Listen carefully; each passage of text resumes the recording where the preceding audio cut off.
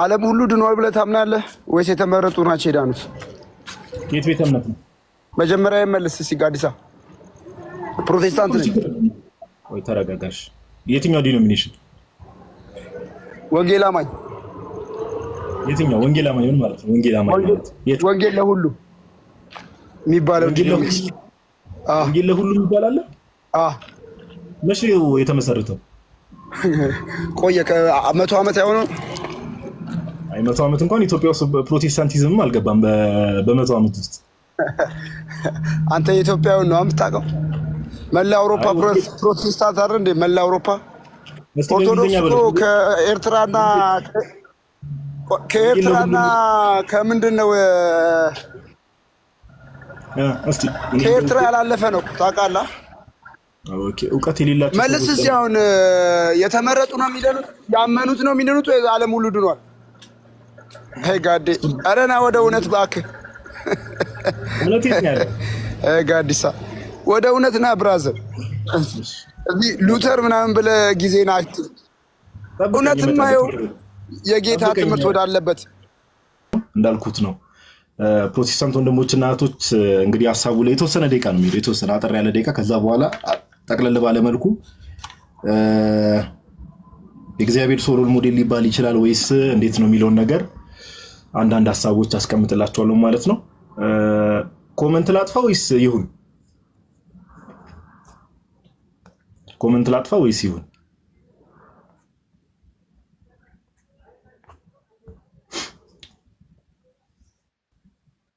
ኮመንት ይጥፋ? ኦኬ እሺ በቃ ኮመንት ማጠፋ ከሆነ እናንተ ትኩረት ማድረግ ያለባችሁ ዞሮ ዞሮ ኦኬ ባይጠፋም አይታየንም። ናይስ። እኔ ሲጀምር የእናንተን ፍቃድ መጠየቅ ራሱ አልነበረብኝም ትላለህ። እሺ ያው እንግዲህ አንድ አምላክ በሚሆን በአብ በወልድ በመንፈስ ቅዱስን በማመን እንግዲህ አንዳንድ ሀሳቦችን እግዚአብሔር በረዳና ባገዘን መጠን ከእናንተ ጋር ሼር የምንደራረግ የምንከፋፈል ብቻ ሼር የምንደራረግ ይሆናል። ያው የዛሬ ቶፒካችን በዋናነት የተወሰኑ ደቂቃዎች ለተወሰኑ ደቂቃዎች ሀሳብ የምንሰጠው ከምን አንጻር ነው? ሉተር ያው እንግዲህ የሪፎርሜሽን ሲባል ወይ ደግሞ የፕሮቴስታንቲዝም እንቅስቃሴ ሲባል ሁሌ መጀመሪያ የሚመጣው ሁሉም ሰው ጭንቅላት ላይ የሚመጣው ሰው ማነው? ሉተር ነው። እንደምታውቁት ማርቲን ሉተር ይባላል። ያው ማርቲን ሉተር ሲባል ማርቲን ሉተር ኪንግ እያልን አይደለም። አንዳንድ ሰዎች ከሱ ጋር ስለሚቀላቀሉት ያው ማርቲን ሉተር ኪንግ በአሜሪካ የጥቁሮች መብት ተሟጋች ነው። ላይክ 19 ምናምን ዓመተ ምህረት ላይ ነበረ ነው። ማርቲን ሉተር ግን ጀርመናዊ ሰው ነው፣ ጀርመናዊ ግለሰብ ነው። እና ስለሱ አንዳንድ ነገር እነግራቸዋለሁ። ብዙ ፕሮቴስታንቶች ያው ስለ ማርቲን ሉተር ሲነገር በፕሮቴስታንቱ ዓለም ላይ በጣም ከመጠን በላይ እሱን እንደ ቅዱስ አድርጎ የመሳል ነገር እንመለከታለን። ኦኬ እንደ ቅዱስ አድርጎ በቃ ከእግዚአብሔር ብዙ ፕሮቴስታንቶች ሲጀመር የሚያምኑት ምንድነው? መገለጡ ከእግዚአብሔር ነው። በተለይ ለነዚህ ለአምስቱ ሶላ ትምህርቶች አሉ አይደለ? ሶላ ፊዴ ወይ ደግሞ ፌዝ አለውን የምንለው እምነት ብቻ የምንለው ማለት ነው። እምነት ብቻ፣ መጽሐፍ ቅዱስ ብቻ፣ እምነት ብቻ፣ መጽሐፍ ቅዱስ ብቻ፣ ጸጋ ብቻ፣ ከዛ በኋላ ክርስቶስ ብቻ፣ ክብር ለእግዚአብሔር ብቻ። እነዚህ አምስቱ ሶሎዎች ማለት ነው። ከምን አንጻር ነው የሚለውን ነገር ሌላ ጊዜ በሰፊው አምስቱ ሶሎዎች ምን ማለት ናቸው የሚለውን ነገር ለምን እንደምንቃወማቸው በላይቭ ሴሽን ሰፋ ባለ ላይቭ ሴሽን እንመጣለን። እና ለእነዚህ ትምህርቶች መሰረት የሆነ ሰው ነው ሉተር። ሉተር ምን ነበር ጆርኒው ከተባለ ያው ካቶሊክ ቤተክርስቲያን ውስጥ የነበረ ሰው ነው። እንደምታውቁት ካቶሊክ ነበረ። ሲያድግም ካቶሊክ ሆኖ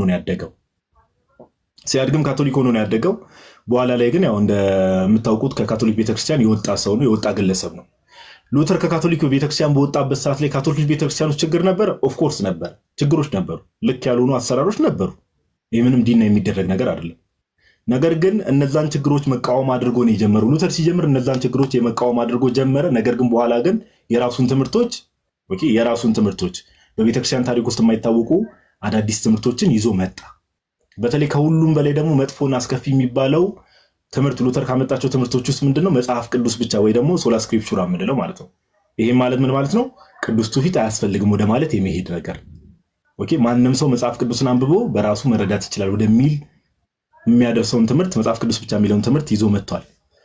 እሺ እየተሰማችሁ ነው? ግን አምናሹር ይሰማ ዝም ብዬ ቆይሽ ኮመንቱን ኦል አድርገው። ለማንኛውም ለክፉ ይሰማል ጋይስ?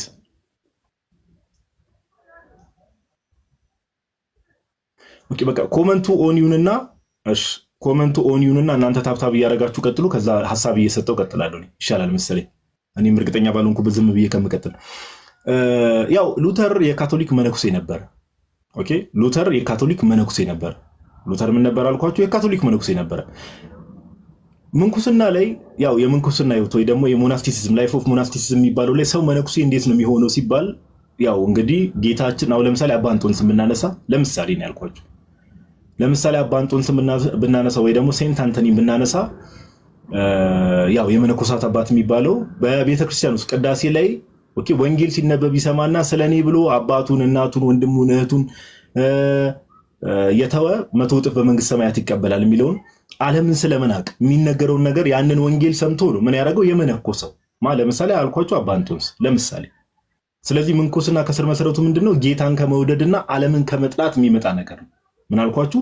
ጌታን ከመውደድና ዓለምን ከመጥላት ነው ሰው ወደ ምንኩስና ህይወት የሚገባው። ሉተር ግን እንዴት ነው የመነኮሰው ሲባል ከዚህ በፊት ሜቢ ያልነበራችሁ ሰዎች በፊት ላይ አንድ መጽሐፍ አለ። ይሄ መጽሐፍ ኦኬ ሉተር የሚል አንድ መጽሐፍ አለ። አንድ ወዳጅ ነው ላይክ በእርግጣው ማርኬት ላይ ምናምን ነገር አይገኝም። ህትመቱ ራሱ በጣም የቆየ ነው እንደምትመለከቱት እና አንድ መጽሐፍ አለ።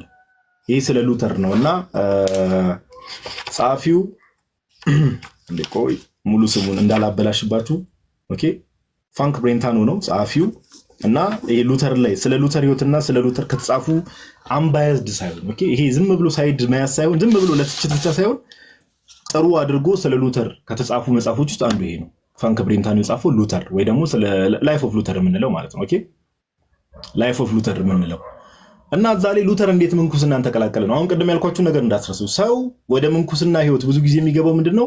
ዓለምን ንቆ ዓለምን ጠልቶ የእግዚአብሔር ፍቅር ስቦት ነው። ኦኬ አንዳንድ ሰዎች ደግሞ መገለጥን ያገኛሉ። ለምሳሌ ከእግዚአብሔር ጥሪ የሚቀርብላቸው ሰዎች አሉ።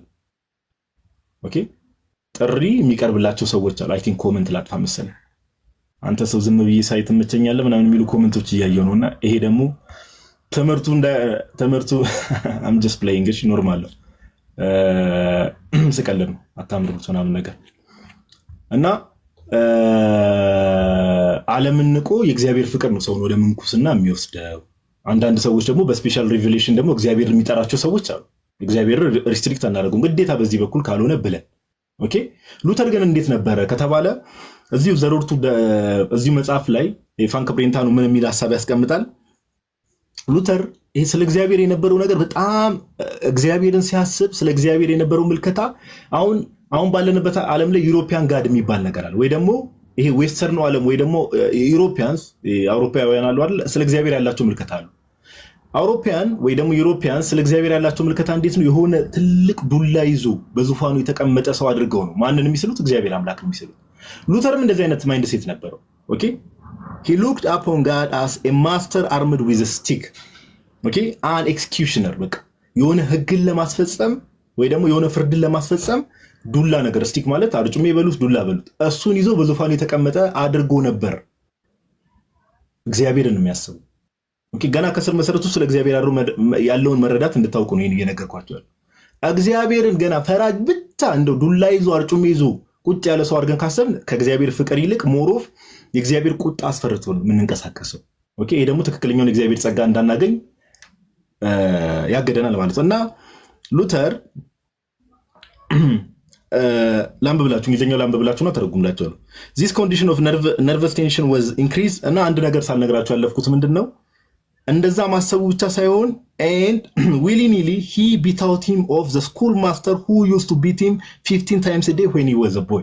ሉተር ህፃን ያለ ተማሪ በነበረበት ሰዓት ላይ አንድ አስተማሪ ነበረው። በቀን ኦልሞስት አስቸጋሪ ልጅ ነው ባህሪው። በቀን ኦልሞስት 15 ጊዜ ይገረፍ ነበር። በቀን በአንድ ቀን ውስጥ 15 ጊዜ ይገረፍ ነበር። እና ሉተር ስለ እግዚአብሔር የነበረው ምልከታ እግዚአብሔርን ሲያስብ ያ ህፃን እያደገ በነበረበት ሰዓት ላይ ያ ትምህርት ቤት የሚገርፈውን አስተማሪ እሱን አስተማሪ ነበር የሚያስታውሰው። ይሄን በአንደበቱ የተናገረው ባይዘው ሉተር ነው። ያን አስተማሪ ያስታውሰኝ ነበረ እግዚአብሔር አምላክ። ኦኬ እና የተለያዩ ምልከታዎች ነበሩ። ኦኬ ነርቨስ ዲፕሬሽን ነበረበት during which he suffered agonies and which were followed by a state of super exaltation.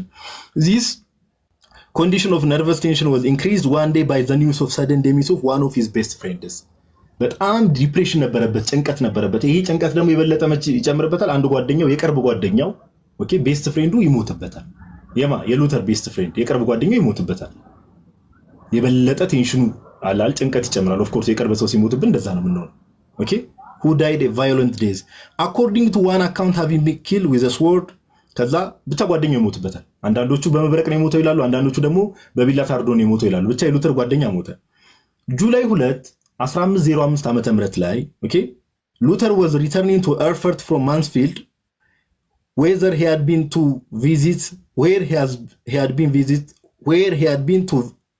been to visit his family. He was near the village of Sotterham when the sky became overcast and threatening. Okay? ቤተሰቦቹ ጎብኝቶ ሲመለስ ኦኬ ሉተር ማለት ወደ ኤርፈርት ሲመለስ ሰማይ ጠቁራል። ከዛ በኋላ መብረቅ ይመጣል። ኦኬ መብረቅ ይመጣል። ልክ መብረቁ ሲወድቅ ምን ብሎ ሉተር ጮኸ ይላል? ሴቭ ሚ ዲር ሴንት አን ቅድስት ሐና ሆይ አድኝኝ ብሎ ይጮሃል ሉተር።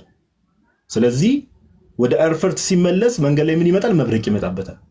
ስለዚህ ምን ብሎ ጮኸ አልኳችሁ? ሴቭ ሚ ዲር ሴንት አን ቅድስት ሐና ሆይ አድኝኝ ብሎ መጮህ ጀመረ ሉተር። ከዛ በድንጋጤ ውስጥ ምን ብሎ ኮንፌስ አደረገ? መሬት ላይ ወድቆ ሴቭ ሚ ኤንድ አይ ዊል ቢካም ኤ ሞንክ አለ። ምን አለ?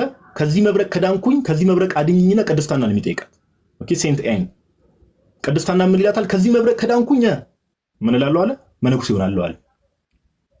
ስለዚህ ሉተር መነኩሴ ነበረ። ካቶሊክ ቤተክርስቲያን ውስጥ መነኩሴ ነበር ተብሎ ሲባል ዓለምን ንቆ ኦር የጌታ ፍቅር ጠርቶት አይደለም መነኩሴ የሆነው። መነኩሴ የሆነው ምንድነው? ዘመዶቹን ጎብኝቶ ሲመለስ መብረቅ ይመጣል። ኦኬ ልክ መብረቁ ሲመጣ ይደነግጥና ቅድስት ሐና ሆይ አድኝኝ ካለ በኋላ መሬት ላይ ወድቆ እንግዲህ ያኔ በቅድስት ሐና ማላጅነት ቢያምን ነው ኦፍ ኮርስ ኦኬ ይልና ከዚህ ነገር ከዳንኩ መነኩሴ ይሆናለሁ ብሎ ቃል ይገባል። ከዚህ የተነሳ ነው መነኩሴ ሆኖማ ሉተር። ስለዚህ ምንኩስናው ቅድም እንዳልኳችሁ እና አባ እንጦንስን ብዙ መነኩሳትን ብትመለከቱ ምንድነው ወንጌል ሰምተው የጌታ ፍቅር ስቧቸው ዓለምን ጥለው ይመነኩሳሉ። ሉተር ጋር ስንመጣ ግን የሆነ ችግር አጋጠመው፣ ተፈጥሯዊ አደጋ አጋጠመው። በዛ አደጋ ላይ ደግሞ ፈራና ደንግጦ ከዚህ ነገር ከዳንኩ ምን ሆናለሁ አለ?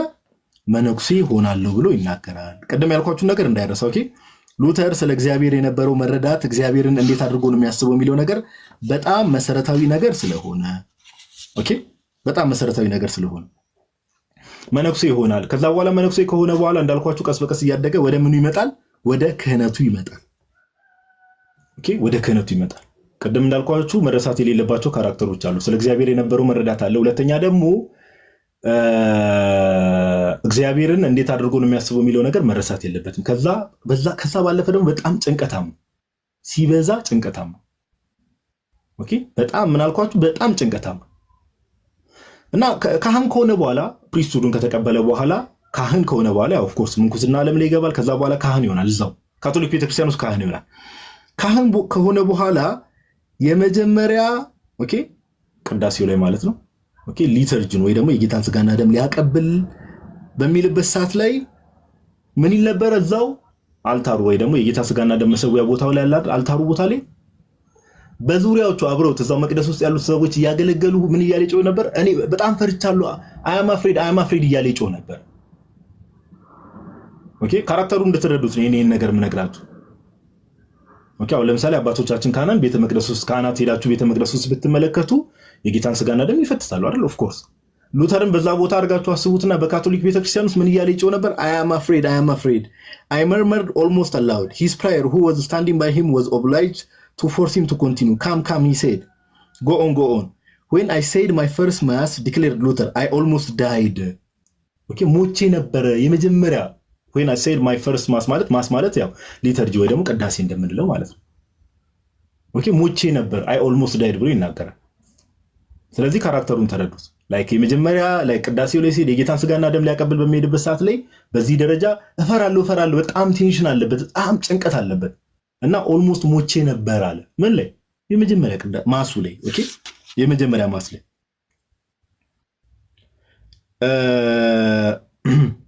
ከዛ ባለፈ አንዳንድ ሐሳቦችን ያነበብኩላችሁ ሊድ በኋላ ላይ እመጣለሁ። ላይክ በጣም አሁን ካራክተሩን ጭንቅላታችሁ ላይ እየሳላችሁት ሂዱና በኋላ ላይ ደግሞ ላይክ በጣም የተናገራቸው ከባባድ ነገሮች ምናምን ደግሞ ወደዛ እመጣላቸዋለሁ። ኦኬ አይ ዊል ዱ ዛት በኋላ ላይ። እሺ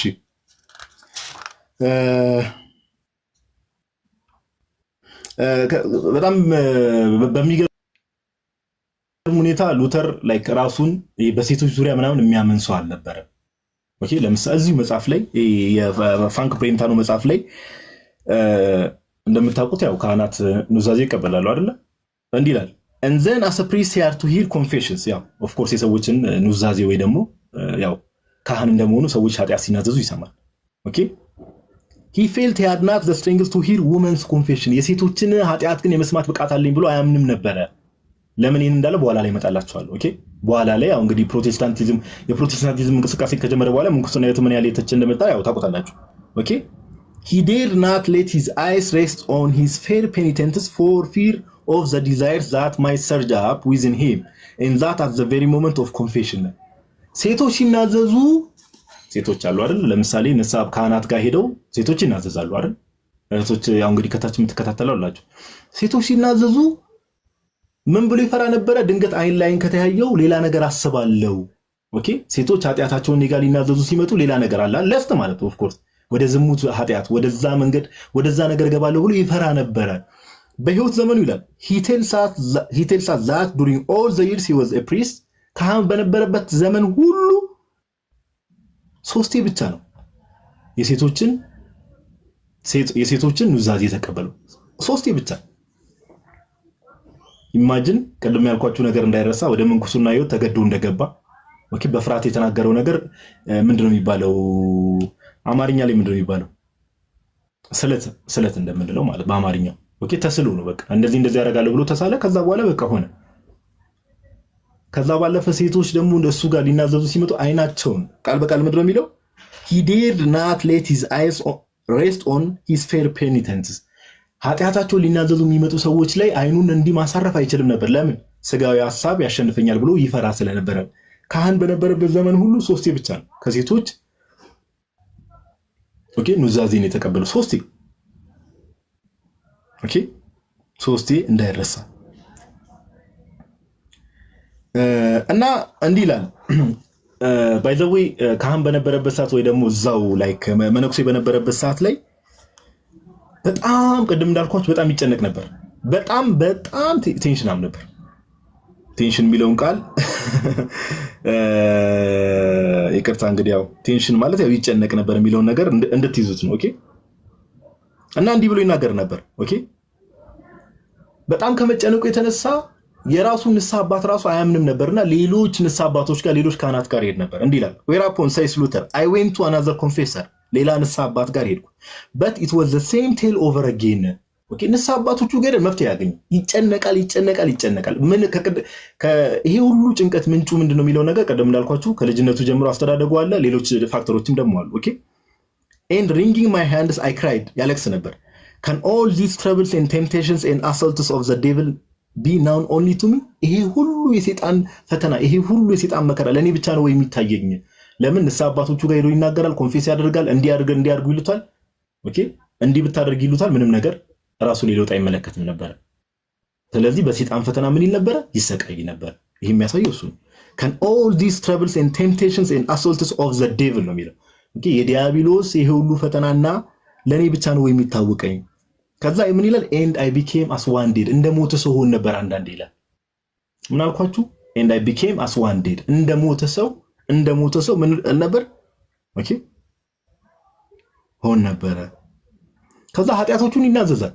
ለምሳሌ በጭንቅላቱ ኢማጂን ያረጋቸውን ኃጢያቶች ይናዘዝና ይሄን ሁሉ ከተናገረ በኋላ ግን ምን ደግሞ ይጠራጠራል። ድጋሚ ደግሞ ያው እንግዲህ በሰይጣን በጣም ይፈተን ነበር። ሰይጣን ያሰቃየው ነበርና ይሄ ነገር ልክ ነው ወይ? ኦኬ በኃጢያት ተናዝዤ ብቻ ይሄ ኃጢያት ይጠፋል ወይ ብሎ ደግሞ ይጠራጠራል።